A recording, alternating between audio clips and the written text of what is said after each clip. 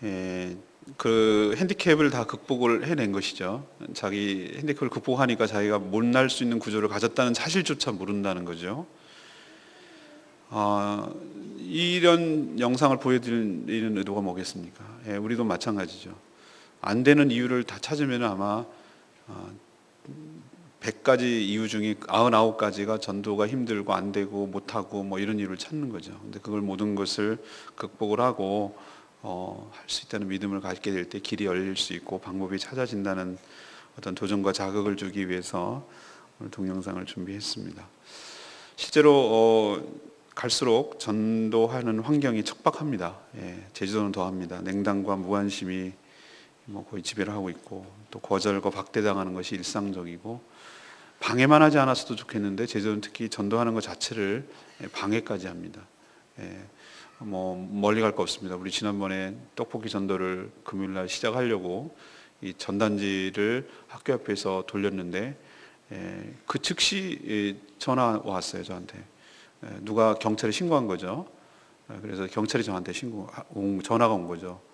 그래서 명분은 굉장히 그럴듯해요. 아이들에게 거기 물 먹는 거 가지고 현혹을 해서 그렇게 하면은 아이들 부모님들이 걱정한다, 뭐 이런 얘기 논리예요.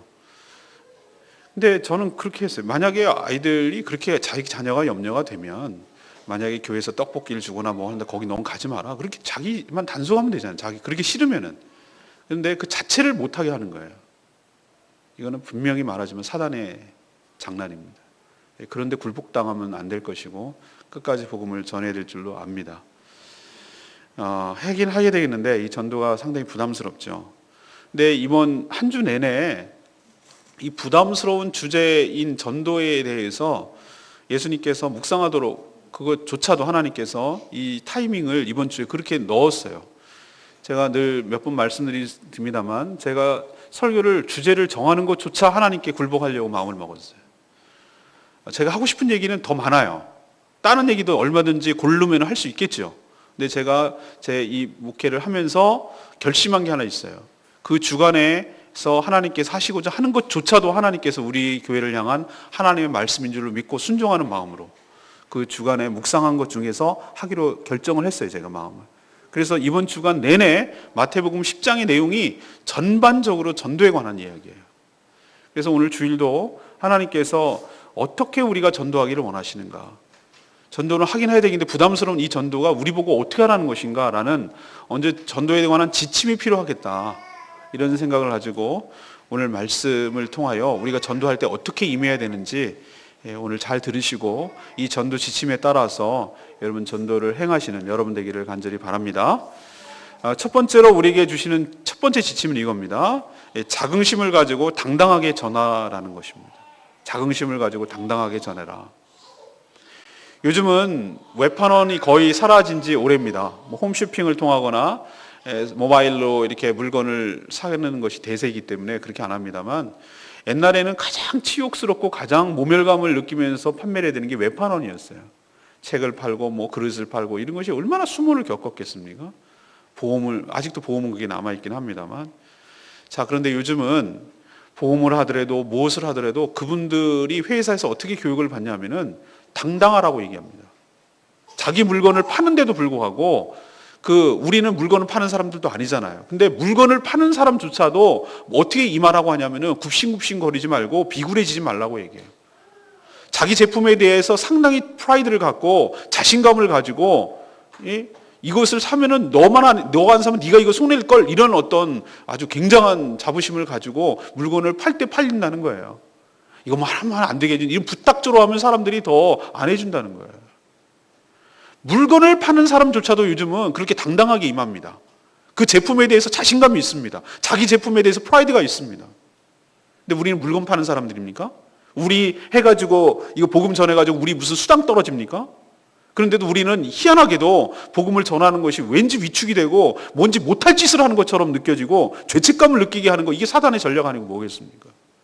오늘 하나님께서 우리에게 얘기하는 것이 있어요. 첫 번째로 우리에게 지침을 주는 거, 복음 전하는 거, 이거는 하나님이 해야 될 일인데, 하나님께서 원하는 일인데, 원래는 하나님의 일이에요. 이게 근데 우리같이 부족하고 우리같이 연약한 사람을 통해서 하나님의 대리인으로서 하나님이 해야 될 일을 갖다가 우리에게 위임함으로써 하나님 역할을 우리 보고 하라고 하는 당당함이 있습니다. 하나님의 사자로서, 하나님의 대리인으로서 이 일을 하는 것이니 우리는 적어도 우리를 보내는 하나님을 생각해서 이 복음 전하는 일에 당당함으로 임해야 될 줄로 믿습니다. 예수님의 공생애를 요약한 것이 9장 말미에 나옵니다. 예수님께서 뭐라고 간단하게 예수님 사역을 요약했냐면은 두루 다니시면서, 기다리지 않았다고 제가 말씀드렸죠. 두루 다니시면서 회당에서 가르치시고, 이것이 첫 번째 일이고요. 천국 복음을 전파하시고, 이게 두 번째 일이고요. 모든 질병을 고치시며 귀신을 쫓아내는 것, 이게 세 번째 일입니다. 이것을 3대 사역이라고 부르거든요. 치유하시는 것, 그리고 복음 전파하시는 것, 가르치시는 것, 교육하시는 것, 이 모든 것들을 요약해서 예수님이 사역을 표현하고 있습니다. 근데 예수님이 하셨던 이 세 가지가 뭐겠어요? 이게 결국 전도하는 일이잖아요. 전도자의, 포괄적으로 얘기하면 전도인의 삶이거든요. 근데 예수님께서 뭐라고 얘기했냐면 자신이 하시면 되는 일인데 제자들에게 부탁한 것이 있어요. 추수할 것은 되게 많다. 여기서 누구라도 알 수 있어요. 이 추수는 벼베고 무슨 보리베고 밀베고 이런 추수가 아니라 영적인 추수를 의미하는 것이에요. 사실 제자들을 부를 때도 네가 고기 낚는 것이 아니라 사람을 낚는 어부가 되리 하리라, 이것도 같은 맥락이에요. 이것은 추수라는 것은 영적 추수를 의미하는 거지, 그건 전도를 의미하는 것입니다. 본인이 하면 되잖아요. 본인이 그렇게 많고 하면 되는 건데 왜 추수할 일꾼이 부족한데 추수할 일꾼을 보내달라고 주인에게 요청하라고 했습니까? 지금 마지막 때 예수님 이후로부터 대추수의 시작이 됐기 때문에, 영혼 구원하는 것이 정말 곡식이 휘어져서 날만 되면 기다리고 있는 영적인 추수할 것들이 너무너무 많은데 손길을 많이 가야 되는데, 그래서 내가 혼자 감당할 수 없으니 추수하는 일꾼에게 그것을 부탁하라, 이렇게 말하는 것이에요. 근데 이것을 여러분 액면 그대로 받아들여서 나는 부탁만 하고 나는 안 한다, 이 개념이 아니에요. 여러분, 기도하고 하나님께 부탁하고 일꾼을 보내주십시오라고 부탁하는 사람이 자기가 안 하면서 그런 말을 할 수가 있겠습니까? 이건 뭘 전제로 하는 말이냐면 본인도 열심히 막 애를 쓰고 하는데 할 일은 너무 많아요. 손길은 너무 딸려요. 그렇게 했을 때 좀 도와줘라고 말하는 게 일상적인 얘기, 상식적인 얘기죠. 그런 이치예요. 지금 영적으로 기다리는 사람들이 너무너무 많다 이거예요. 누군가 나 좀 교회로 가자고 하고 예수 믿으라고 하고 그렇게 기다리고 준비된 영혼들이 상당히 많은데 그걸 누가 얘기를 해줄 사람이 지금 필요한데 그걸 해줄 사람이 없다는 거예요. 그러니 추수할 것은 많으니 추수할 일꾼을 보내달라고 요청하고 너희도 그 일을 해라는 거예요. 여기서 우리가 알 수 있는 건 뭡니까? 하나님은 다른 방법으로 얼마든지 영혼 구원하는 일을 할 수 있을 텐데 그 방법을 쓰지 않았어요. 여기서 추수라는 행위는 뭡니까? 복음을 전파하고 예수님이 하셨던 거, 이 땅에서 하셨던 거, 그거를 우리에게 하라는 거예요. 가서 사람이 사람을 전해서 페이스 투 페이스 1대1로 만나가지고 사람이 사람을 만나서 접촉해서 예수 그리스도를 만난 이야기, 예수가 누구신지 이야기, 예수를 믿으면 어떻게 되는지 이야기, 이것을 전하는 방법, 이 방법을 통해서 하나님께서 사람을, 영혼을 구원하기를 기뻐하시고 즐거워하시는 줄 믿습니다. 결론을 미리 말씀드릴게요. 여러분 다른 방법 있으면 얘기해 보세요. 이렇게 사람과 사람이 만나서 복음을 전함으로 그 영혼이 주님께로 인도하는 방법 외에 다른 방법 있으면 얘기해 보세요. 없잖아요. 근데 어떤 사람은 하지는 않으면서 이것에 더 비효율적이니 미련한 것이니 이렇게 말하는 분이 있습니다. 이건 못한다 이거죠. 근데 제가 여러분에게 되묻죠. 그러면 여러분의 지혜는 뭡니까? 지혜로운 방법이 있으면 얘기해 보세요. 다른 탁월한 방법이 있으면 얘기해 보세요. 하나님의 미련함이 우리의 지혜보다 나을 줄로 믿습니다. 고린도전서 1장 21절에 뭐라고 얘기했냐면 이렇게 말씀하셨어요. 전도라는, 사람이 보기에 전도라는 미련한 방법을 통해서 하나님께서 영혼을 구원하기를 기뻐하셨다. 그리고 이것은 하나님의 지혜다 라고 말씀하셨어요. 우리가 하나님보다 더 똑똑합니까? 하나님보다 그렇게 잘났습니까? 딴 방법이 있습니까? 없으면은 하나님 말씀에 순종해야 될 줄로 믿습니다. 지금까지 2000년 동안 그렇게 해와서 복음이 전파됐어요. 사람이 사람을 만나고 사람이 사람의 입술을 통해서 자국어로 말해서 그 복음을 전하고 그렇게 해서 해왔어요. 지금까지. 하나님께서 방법이 쓰려면 얼마든지 있겠죠. 그분이 초자연적인 역사를 일으켜서 하려면 얼마든지 왜 못하시겠어요. 뭐 하늘에 번쩍 잠깐 보여주신다든지 하나님의 뭐 형상을 보여주신다든지 그렇게 하면 사람들이 훨씬 더 우리 생각에는 더 믿을 것 같은데 하나님 그렇게 하지 않으셨어요. 그렇게 부족해 보이고 연약해 보이는 그 사람이라는 그것을 도구로 사용하셨어. 자기도 불완전하고 자기도 연약해서 어쩔 줄 몰라하는 그 인간이라는 도구를 통해서 자기도 확신이 없고 자기도 뭔가 잘 모르는데 잘 무지한데 그런 사람을 통해서 하나님께서 한 사람 한 사람 복음을 전하는 방법을 통해서 영혼을 구원하기를 바라시는 것이 하나님의 지혜란 뜻입니다. 그러니 우리는 이 방법 외에는 다른 방법이 없다는 것 기억하시고 이 하나님의 방법에 하나님의 지혜에 순종해야 될 줄로 믿습니다. 또 어떤 분들은 이렇게 말하는 분이 있습니다. 전도요? 그거는 뭐 좀 직분을 받은 사람들이 하는 거 아닙니까? 목사님이 하는 거 아닙니까? 선교사나 하는 것도 아닙니까? 천만의 말씀이에요. 복음은 예수 그리스도를 영접하고 믿는 자녀라면, 성도라면 누구나 다 해야 될 의무인 줄로 믿습니다. 그리고 왜 전도가 어렵다고 생각하냐면은 자꾸 신학교를 공부하고 신학에서 공부를 하고 뭔가 체계적으로 알고 삼위 하나님이 뭔지 뭐 성경이 뭔지 이런 걸 좀 아는 사람이 해야 된다라고 생각하는 것을 생각을 집어넣어주고 주입시키는 것이 사단의 전략이에요. 천만의 말씀. 여러분들 전도라는 것을 뭐라고 얘기했습니까? 너는 가서 내 증인이 되라고 하셨죠? 너는 가서 교리를 설명해라고 하셨습니까? 아니잖아요. 어려운 교리를 뭐 가서 신학교 교수처럼 삼일체 하나님이 이것인데 뭐 성부 성자님 안에 있고 무조부지하시고 이런 거를 가서 설명해 주라고 얘기했습니까? No! 성경에 보면은 철저하게 전도할 때 보면은 뭐였냐면 내가 만난 하나님을 전하는 것이에요. 내가 만난 예수 그리스도를 전하는 것이 전도인 줄로 믿습니다. 증인이에요. 증인은 뭐냐? 보고 들은 것을 얘기하는 것을 증인이라고 하는 것이. 내가 만나고 내가 체험한 하나님, 내가 경험했던 하나님, 내가 인격적으로 만났던 그 하나님에 대해서 얘기하라는 것이 딴 거 하라는 얘기 아니에요. 근데 우리는 엉뚱하게 자꾸 전도가 어렵다고 생각하는 것은 내가 자꾸 논리적으로 뭘 설명하고 설득해서 이렇게 물건을 팔듯이 내가 뭐 홈쇼핑 하듯이 뭔가 잘 설명을 해야 이 사람이 설득될 것 같네. 천만의 말씀. 아니에요. 여러분은 말만 시작만 하면 돼요. 그리고 예수만 전하면 돼요. 믿고 안 믿고는 아주 어설프게 하는 사람, 어떤 분은 아주 말도 주변도 없고 그런 사람 전도 잘하는 분이 있어요. 오히려 말 잘하는 사람이 전도 못하더라고. 오래 다닌 사람이 오히려 전도 못해요. 초신자가 오히려 전도 잘해요. 왜? 내가 믿고 보니까 너무 좋거든요. 그러니까 자기는 그냥 뭘 아무것도 몰라요. 그런데 내가 만난 하나님이 어떻고 이걸 갖다가 그냥 자기가 만난 하나님을 얘기를 하거든요. 그러니까 이 사람이 자기 얘기를 하니까 설득력이 있는 거예요. 그리고 누가 역사하시냐면 성령께서 역사하신 줄로 믿습니다. 성령께서. 그래서 그 사람이 믿어지도록 하나님께서 성령께서 역사하셔서 그 어설픈 얘기를 했는데도 불구하고 준비된 영혼이 성령의 감화 감당으로 받게 되고 돌아오게 되고 믿어지는 역사가 있게 될 줄로 믿습니다.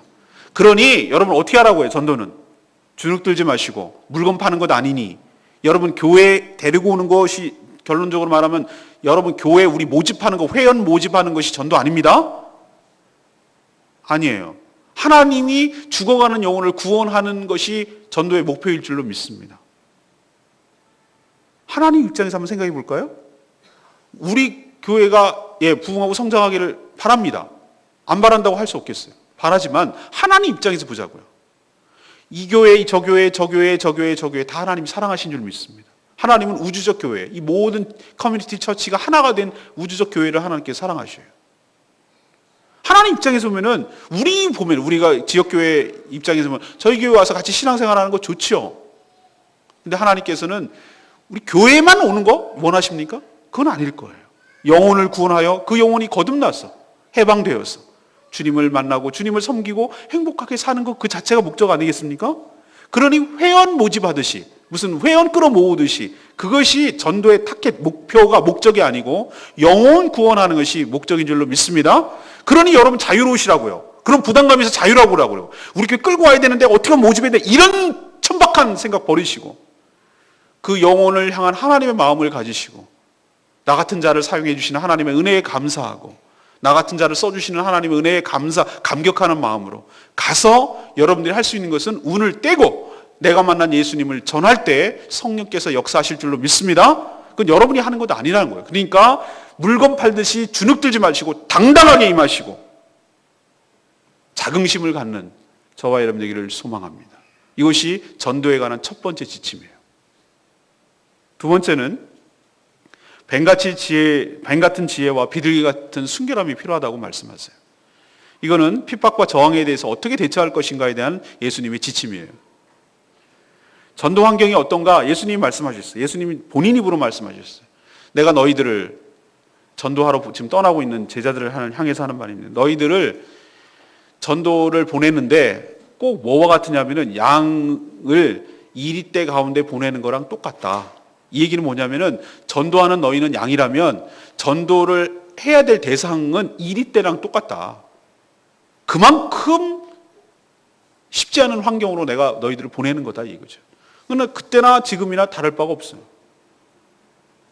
우리가 그렇습니다. 우리가는 아무 무기가 없어요.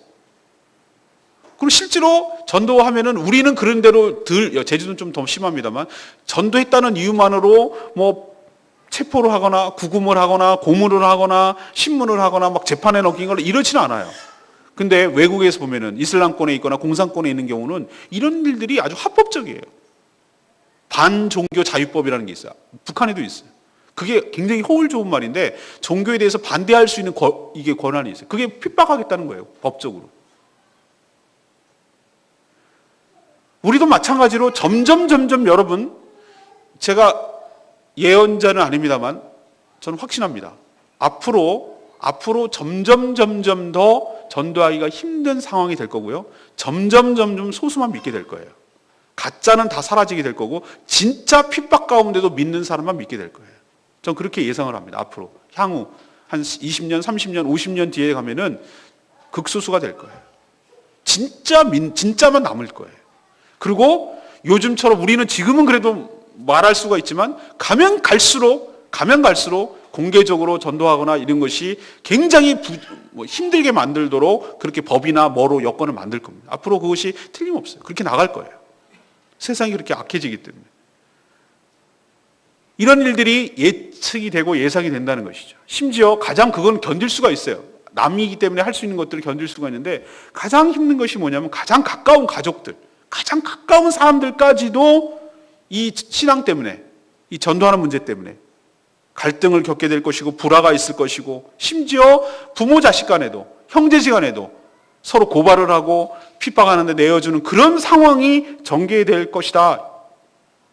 그리고 예수 믿는다는 이유만으로 또 복음을 전한다는 이유만으로 오늘 예수님께서 그랬어요. 모든 사람으로부터 미움을 받을 것이다. 그렇게 앞으로 되어가고 있고 지금 되어가고 있어요. 우리가 전도하는 환경이 이렇다는 얘기입니다. 전도하면요 완전 이상한 사람 취급하고 정신병자 취급하고 가면 갈수록 그렇게 어려울 거예요. 근데 예수님이 이런 말씀을 하시고 나서 뭐라고 그 뒤에 말씀하셨는지 들어보십시오. 너희들은 이런 상황이 닥칠지라도 내가 이런 환경 속에 보내는데 두려워하지 말고 염려하지 말라. 이렇게 말씀하세요. 왜요? 밑도 끝도 없이 그냥 두려워하지 말고 염려하지 말라고요? 그 이유는 딱 하나 있어요. 바로 예수 그리스도 이후에 뭐가 적용되냐면은 새 언약, 신약이 적용되기 때문에 그런 줄로 믿습니다. 신약의 여러 가지 적용 중에서 뭐냐면은 이 적용, 여러 가지 조항이 하나 있는데 그 중에 다 얘기하면 너무 길고 하나 딱 적용되는 것이 있어요. 뭐냐면은 성령 하나님께서 우리 안에 내주하실 줄로 믿습니다. 이게 신약의 가장 큰 특징 중에 하나예요. 하나님께서 우리가 스스로 말씀을 못 지키니까 하나님께서 신약에 적용을 받은 새로운 언약의 적용점은 뭐냐면은 성령 하나님께서 우리 안에 두셔요. 그래서 우리가 무엇을 할지, 무슨 생각을 할지, 어떻게 해야 될지 이것들을 누가 결정하느냐? 우리 안에 계신 성령께서 우리의 삶을 결정하시고 주도해 가실 줄로 믿습니다. 그러니 염려하지 말라고요. 너희들이 잡혀갔을 때 너희들이 불법으로 구금당하고 불법으로 재판을 받고 그 예수 믿는다는 이유만으로 전도했다는 이유만으로 너희들이 핍박을 받을 때 난 뭐라고 변명을 하고 뭐라고 얘기를 해야 될지 모를 그런 상황이 됐을 때 염려하지 말라고. 그 순간이 닥치게 될 때, 그 상황이 닥치게 될 때 여러분 안에 계시는 성령께서 적절하게 대처하고 적절하게 말할 수 있도록 적절하게 할 수 있도록 지혜를 주실 줄로 믿습니다. 그러니 이 핍박적 상황, 이 어려운 상황 속에서도 어려워하지 말라고. 그리고 오히려 이 핍박이 복음의 증거, 복음을 전할 수 있는 증거가 될 거라고, 기회가 될 거라고 말씀하셨어요. 오히려 이것이 뒤집어지는 것이, 오히려 핍박을 받고 어려움을 겪는 그 기회가 오히려 복음을 더 뚜렷하게 드러낼 수 있는 기회가 되는 줄로 믿습니다. 또 하나는 이 복음이 진짜라는 증거도 되는 것이에요. 정말로 좋은 것이라면 이렇게 어려움을 주지 않겠죠? 진짜로 사단이 기뻐하는 일이라면 이런 걸 관심도 안 갖겠죠. 그러나 이것이 너무 좋기 때문에 한 영혼이 주님께로 돌아오는 일이기 때문에 사단도 길을 쓰고 방해를 하고 그 길을 쓰고 이렇게 엉망으로 만들려는 거예요. 이 반작용을 보면서 우리는 뭐라고 느껴야 되냐면 우리가 하는 일이 옳구나, 우리가 하는 일이 굉장히 의미가 있는 일이구나, 이 복음을 전하는 일이 이게 값진 일이구나, 이런 것을 우리는 더 확신에 거하게 되는 것이죠. 그래서 핍박이 올 때 오히려 우리는 그렇게 해석해야 될 줄로 믿습니다. 하나님, 이것을 통해서 복음을 전할 수 있는 기회가 되게 하여 주시옵소서. 오히려 이것을 통해서 우리가 믿고 전하는 이 복음이 정말로 귀한 것임을 다시 한번 확신 가운데 있게 하여 주시옵소서. 이런 태도로 취할 때 하나님께서 은혜를 주시고 성령을 통하여 감당케 하실 줄로 믿습니다. 그러나 여러분, 박해에 굴복하고 여러분 어려움에 굴복해서 힘들고 어려우니까 일시적으로 피하려고, 일시적으로 그것을 모면하려고 나 예수님 모른다고 부인하면 일시적으로는 그 어려움이 피할 수는 있겠으나 주님께서 하나님 앞에서 내가 너를 모르겠다고 부인하겠다고 얘기하세요. 이 무서운 경고입니다. 우리도 전도하는 상황에서, 신앙을 드러내야 되는 상황에서 내가 드러내면 여러 가지 이유 때문에 불이익과 불편함이 생겨요. 근데 어떻게 하겠냐고 물어보는 거예요, 지금 예수님께서. 그래서 박쥐처럼 안 믿는 척하고, 박쥐 아시죠? 박쥐 이렇게 낮에는 새예요, 그리고 이렇게 날라다니잖아요. 난 새예요 그러면서 이러고, 그리고 밤에는 이렇게 딱 날개를 젓고 이렇게 기면서 저는 쥐예요 그러는 거예요. 기회주의적인 태도잖아요. 자기가 유리한 쪽으로 이쪽 붙었다가 저쪽 붙었다가 이쪽 붙었다가 저쪽 붙었다 이렇게 살잖아요. 그게 바로 부인하는 거거든요. 예수 그리스도를 꾸준하게, 핍박이 두려워서 자기가 불이익을 당할까 봐 요렇게 했다가 저렇게 했다가 요렇게 했다가 저렇게 했다가 이렇게 빡빡 바꾸는 거거든요.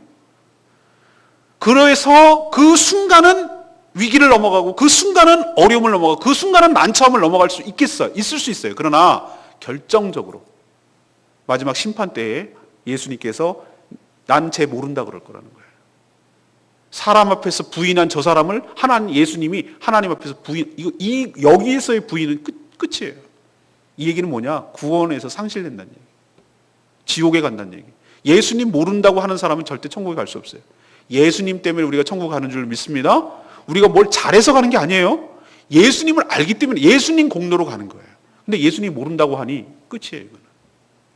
이런 일이 생기지 않도록 여러분, 핍박과 어려움과 환난이 올지라도, 우리가 전도하는데 여러 가지 어려움이 닥칠지라도 여러분 배신하지 말고 끝까지, 주님 모른다고 하지 말고 끝까지 이 어려움들을 감수하면서 여러분들 끝까지 잘 감당하기를 바랍니다. 그래서 뱀처럼 지혜롭다는 것은 저는 이렇게 생각했어요. 약삭 빠르다는 얘기가 아니라 교묘하게 이렇게 빠져나가는 것이 아니라 신중하다는 것, 그리고 사력 있게 행동하라는 것이죠. 뱀처럼 지혜롭다는 것. 그러나 비둘기처럼 순결하다는 것은 뭘까? 이것은 죄에 물들어서 전도해야 될 상대자에게, 사단에게 빌미를 주지 말라는 것이죠. 우리도 이 뱀처럼 지혜롭지 못하고 비둘기처럼 순결하지 못해서 한국교회가 사단에게 빌미를 얼마나 많이 줘서 전도하는데 방해가 되고 어려움을 겪는지 몰라요.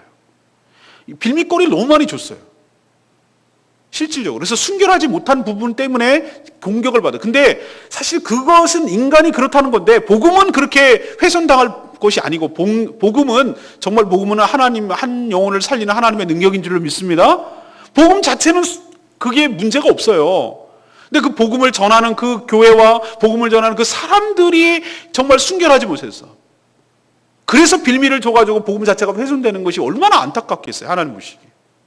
그래서 여러분들이 뭐라고 얘기냐면은 뱀처럼 지혜로움을 갖고, 다시 말해서 신중하게 어떤 일을 처리하되 또 비둘기 같은 순결함도 동시에 가지라는 거예요.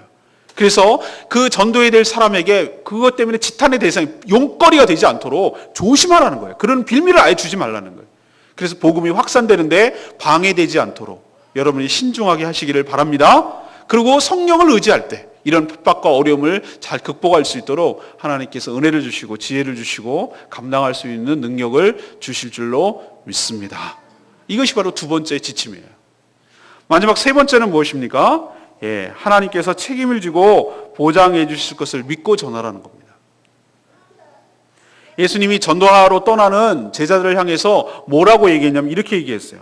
너희들 전도 여행을 떠날 때 이 배낭, 여행을 위한 배낭이나 두벌 옷이나 신발이나 지팡이나 이런 거 가져가지 말라고, 이런 얘기를 하셨어요. 이거는 전도를 하는데, 어디 여행을 하는데 필수적인 것들이거든요. 가져가지 말라고 그랬어요. 이건 뭘 의미합니까? 우리는 이걸 어떻게 해석해야 됩니까? 무엇이냐면은 이런 물건이나 물질이나 뭐 이런 것을 의존하지 말라고. 이것 때문에 전도가 잘 되고 이것 때문에 전도가 안 되고 그렇지 않다는 거예요. 우리로 치면 어떻게 할까요? 뭐 훌륭한 뭐 유명인사 모셔가지고 전도 집회하고, 그 다음에 뭐 사은품 뭐 선물도 왕창 큰 거 좋은 거 주고, 전도지도 아주 화려하고 눈이 번쩍 띄일 만한 거 그런 거 하면은 전도가 더 잘 될 것 같아요? 우리 그렇게 생각하죠. 근데 오늘 말씀을 적용해 보면은 그런 것들 때문에 전도가 잘 되는 건 아니라는 거예요. 그러니까 그것을 과도하게 의존하지 말라고요.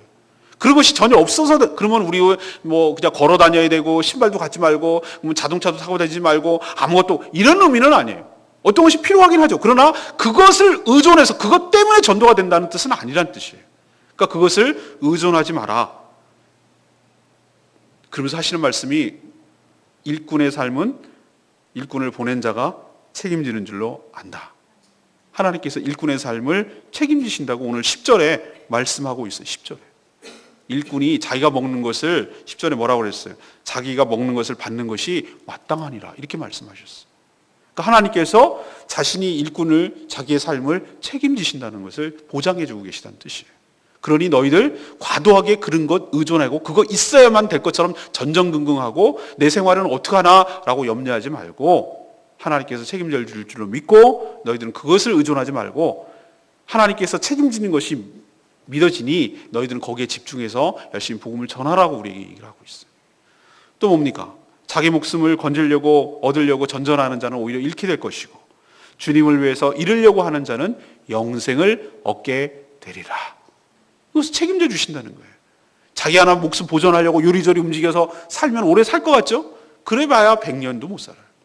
근데 그런 자들은 자기의 영생을 잃어버리지만 하나님께서 주어진 삶 동안에 그 주어진 삶의 목숨을 다 온전히 주님만을 위해서 복음 전파를 위해서 헌신하게 될 때 오히려 생명을 잃을 것 같고 생명을 놔버리는 것 같고 주님께 맡긴 것 같아서 금방 죽을 것 같고 그 삶이 황폐해질 것만 같은데 그렇지 아니하고 하나님께서 그의 영혼을 책임져 주시고 영생을 보존하여 주실 줄로 믿습니다. 또 가족들까지도 내려놓으라는 거예요. 예수님이 참 무서운 얘기를 하셨어요. 부모보다 자신보다 나를 더 사랑하는 것이 합당하다고 그랬어요. 거꾸로 얘기하면은 자신보다 부모, 친척, 일가, 가족들을 더 사랑하는 것이 합당치가 않다는 뜻이에요. 복음을 전하는데 삶의 우선순위를 누구를 가져야 되는지에 대해서 분명하게 얘기해 주시는 말씀이라고 할 수가 있어요. 가족들로부터 여러 가지 핍박과 어려움을 당할지라도 끝까지 이 고난을 잘 견디는 자는 하나님께서 구원해 주시겠다고 약속하고 있습니다. 그리고 또 하나 중요한 전도자에게 약속해 주시는 보장이 있어요. 뭐냐면은 너희들을 영접하는 자는 곧 나를 영접하는 것이고 나를 영접하는 자는 곧 하나님을 영접한 것이니라. 굉장한 충격적인 보장이에요. 뭔 얘기냐면 전도자 너를 가서 환영하고 맞아들이는 자는 곧 너를 맞아들이는 것이 아니라 너희를 보낸 나 예수 그리스도 또 뒤에 계시는 하나님을 영접하는 것이므로 그런 자는 냉수한 것이라도 준 자에게 상이 결단코 없지 아니하리라. 이 얘기는 뭐예요? 그것을 보장해 주시고 책임져 주신다는 뜻이에요. 굉장한 특권이에요. 이처럼 전도자는 하나님께서 그의 모든 삶을 책임져 주신 줄로 믿습니다. 그냥 보낼 때 그냥 보내신 것이 아니라 권능을 부여하셨어요. 권능이 뭡니까? 권세와 능력을 부여하셨어요. 그래서 병 고치는 능력도 주시고 귀신을 쫓아내는 능력도 주셨어요. 우리는 잘못 생각하기에 이렇게 생각합니다. 아주 악덕 무슨 보스처럼 조직폭력배 두목처럼 하나님께서 야 너 오늘 일당 몇 명 해갖고 와라 뭐 이런 식으로 이렇게 딱 보내가지고 안 해갖고 혼내고 이런 하나님으로 생각한단 말이에요. 일제시대 때 자살특권 가미가제처럼 말이지 너 하나 네 한 목숨 바쳐가지고 하나님 나라를 위해서 이런 식으로 여러분 오해하시면 안 돼요. 하나님께서 여러분을 전도하러 보낼 때 그냥 무슨 개몰 드신 게 나갔다 와 그래가지고 얼마고 해갖고 와 오늘 안 해갖고 오면 들어올 생각도 하지 마 이런 식으로 하나님께서 절대로 하지 않습니다. 여러분 전도하는 것은 자살특공대가 아니에요. 하나님께서 여러분을 보내실 때는 여러분에게 할 수 있는 권능을 여러분에게 다 주시고 능력을 보내신 줄 믿습니다. 그러니까 여러분 두려워하지 마시라고. 그리고 여러분의 뒤에 모든 것들을 책임지시고 보장하여 주실 줄 믿습니다. 여러분들이 전도하는데, 거기 집중하는데 필요한 모든 생활의 여건을 하나님께서 허락하여 주신다고 그랬잖아요. 그리고 목숨을 연연하지 않도록 하나님께서 영생을 보존해 주신다고 말씀해 주셨잖아요. 너를 영접하는 자는 곧 나를 영접해 주신 거라고 동급으로 취급할 수 있도록, 받을 수 있도록 그렇게 특권을 주신다고 얘기했잖아요. 그러니 여러분, 그냥 밀어내고 보내는 것이 아니라 그렇게 다 준비를 해서 모든 것을 책임지고 보장해 주시는 것을 믿고 여러분 담담하게 가서 여러분들 전하시는 여러분 되시기를 바랍니다. 제가 아침 기도회 때 말씀드린 거 하나 있어요. 천상병 시인의 귀천이라는 시를 내가 인용해서 말씀드렸는데, 나 돌아가리라, 그 시가 있거든요. 그 시 얘기하면서 제가 뭐라고 그랬어요? 인생을 소풍에 비유했잖아요. 시인의 따뜻한 마음이, 그 시 참 좋은 시예요. 좋았다고 말하리라, 참 즐거웠다고 말하리라, 가서 그렇게 얘기해주겠다는 거. 인생을 참 관조하는 그 시인의 따뜻한 마음이 느껴질 수 있어요. 근데 저는 이 소풍이라는 개념보다도 출장이라는 개념이 더 어울리겠다. 성도의 삶이 그거라고 저는 생각합니다. 우리도 여러분이 회사에서 중국으로, 미국으로 어디를 보내죠? 그럴 때 여러분은 어떻게 합니까? 출장 가면 어떻게 하죠? 출장 모든 비용은 어디서 나옵니까? 회사에서 나옵니다.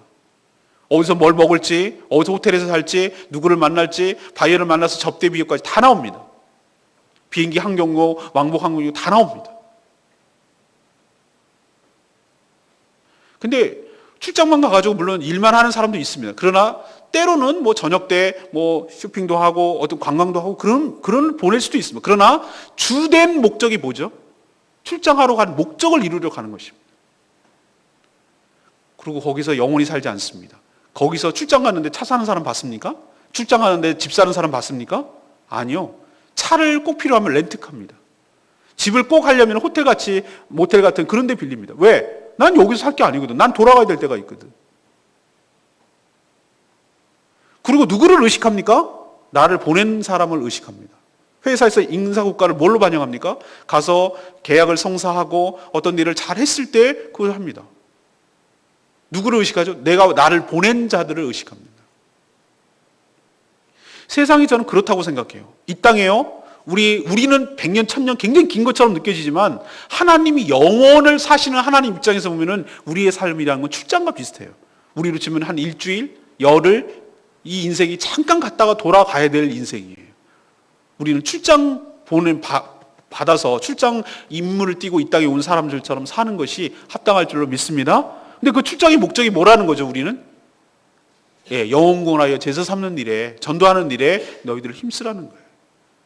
그렇게 할 때 너희들의 삶을 본사에서 다 책임지고 너희들이 숙박비, 모든 들어가는 비용을 줄 것이고 내가 보낸 목적에 따라 얼마나 잘 살았는지 그거 갖고 너를 인생을 평가할 것이다 이거죠. 그리고 너는 영원히 거기서 살 게 아니라 언젠가 때가 되면 돌아와야 된다는 거예요.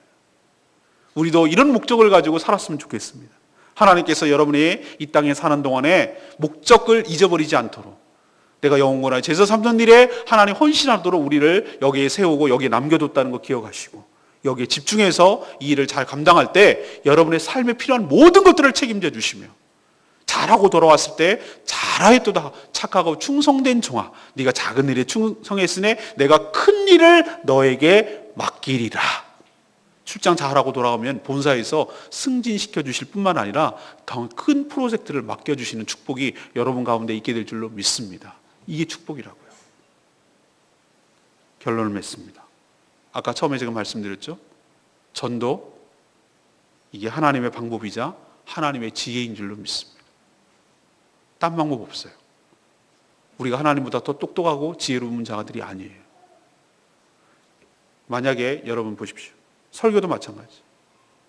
하나님이 직접 말씀하시면 여러분 더 잘 믿고 더 잘하고 이건 뭐 의심의 여지가 없이 더 확실하겠죠. 근데 왜 저같이 이렇게 미련하고 부족하고 한 인간을 여기다 세워가지고 하나님 말씀을 전합니까? 하나님 더 좋은 방법이 있으면 그렇게 하셨겠죠. 근데 하나님은 저도 연약한데, 저도 부족한데, 저도 실수와 허점 투성인데 이런 부족한 자를 하나님께서 세우시고 훈련시키시고 말씀을 넣어주셔서 한국어로, 모국어로, 그리고 1000년 전에 세종대왕 때 쓰던 말이 아니라 지금 2000년도에 살아가는 이 현대어로 여러분들에게 말하도록 하는 것이 하나님의 지혜이고 하나님의 능력인 줄로 믿습니다. 그렇게 해서 은혜 받도록 하시는 거예요. 이게 하나님의 방법이에요. 전도 역시 하나님의 마찬가지. 다른 방법이 있다면 얼마든지 하실 수 있었을 거예요. 초자연적인 방법. 그러나 하나님께서 이 시간도 오래 걸리고 효율도 떨어지고 적중률도 떨어지고 이렇게 미련해 보이는 이 방법을 통해서 한 사람 한 사람 다 접촉하면 다 믿습니까? 안 그러잖아요. 100명 중에 하나 믿으면 정말 잘 믿는 거잖아요. 그럼에도 불구하고 우리가 끊임없이 이 전도라는 방법을 통해서 하도록 하는 것이 하나님의 지혜라고요. 그러니 여러분 여기에 겸손하게 순종하고 잘 따르시는 여러분 되시기를 간절히 바랍니다. 교회가 예수님의 몸이고 예수님은 교회의 머리예요. 이 비유를 잘 들으셔야 돼요. 깨달아야 돼요. 몸은 머리의 명령 따라 달라요. 전에는 몰랐는데 뇌가 다치면, 중풍이 걸리면 뇌가 다치면 몸이 안 움직여요. 몸은 괜찮아요. 뇌가 망가지니까 몸을 못 써요. 그래서 뇌가 중요하다는 걸 그때 깨달았어요, 사람들이. 예수 그리스도가 머리입니다. 머리 따로 몸 따로 도는 것이 루게릭병 같은 거예요. 몸이 내 마음대로 안 움직여요. 그걸 정상이라고 말하지 않죠. 우리가 예수 그리스도를 머리로 했다면 그 몸인 우리 교회는 예수님의 명령을 따라야 될 줄로 믿습니다. 그럼 예수님이 뭘 명령하는데요? 예수님이 몸으로 계셨을 때, 육신으로 계셨을 때 이 땅에 하셨던 일을 우리 교회에 맡기고 위임한 줄로 믿습니다. 아까 뭐라고 그랬습니까? 가서 두루 다니면서 복음을 전하라는 거예요. 그리고 천국 복음을 전파하라는 거예요. 그리고 그 연약한 자들의 필요를 채우며 그들의 연약한 것을 고치라는 거예요. 이게 예수님이 하셨던 일이자 교회가 해야 될 일인 줄로 믿습니다. 다른 거 있으면 얘기해 보세요. 교회가 뭘 해야 되는지 여러분 있으면 말씀해 보세요.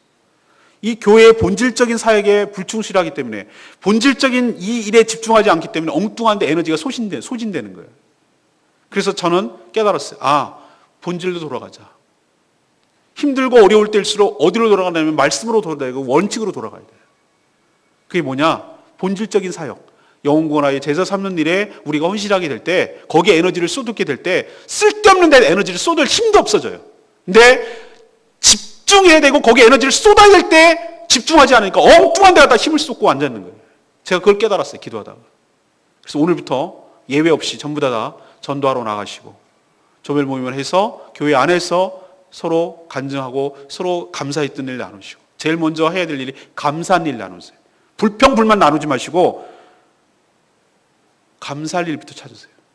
오늘 한 주 살아본 건데 이런 일도 하나님께서 은혜를 주셨습니다. 이런 일이 참 감사합니다. 감사한 거 생각해 보세요. 쥐어짜서라도 한번 생각해 보세요. 분명히 하나는 이상은 있어요. 먼저 감사한 일 나누시고, 그 다음에 서로 삶을 나누시고, 그 다음에 기도 제목 나누시고, 그렇게 서로 기도하시고 나서 또 전도도 함께 갔다 오시고 두루 다니며 하라고 했으니 말씀에 순종하는 마음으로 그렇게 할 때 하나님께서 우리 교회가 본질적인 사역을 다시 되찾게 될 때 하나님께서 우리 교회를 축복하시고 부흥의 역사를 주실 줄로 믿습니다. 그게 교회다운 것이고 그게 바로 교회 성장하는 길이에요. 딴 길 없어요. 원칙대로 가야 되고 원리에 철저하게 순종해야 돼요. 두 번째는 뭐죠?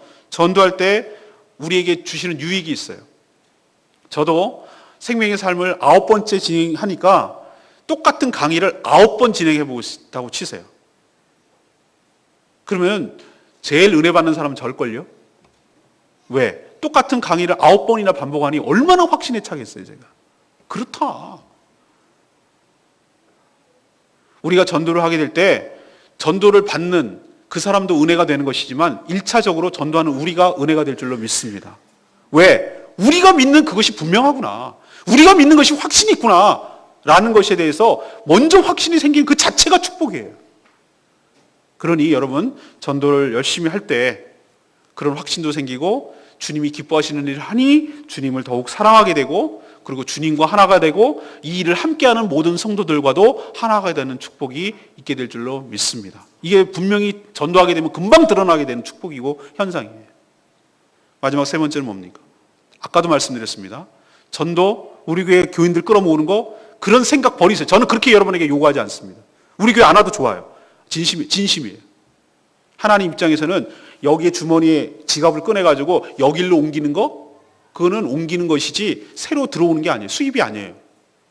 하나님께서 원하시는 수입은 뭐냐? 전혀 바깥에 있던 돈이 내 수중에 들어오는 게 이게 수입이에요.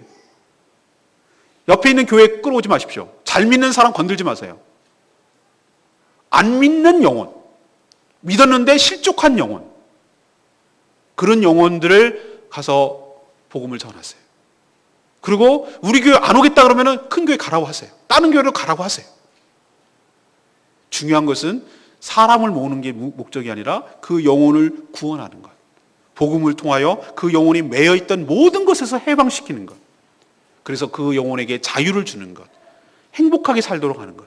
이것이 바로 전도의 목적이자 하나님의 목적인 줄로 믿습니다. 이 목적에 우리 충실한 저와 여러분 되기를 간절히 소망합니다. 오늘 말씀 붙들고 기도하기 전에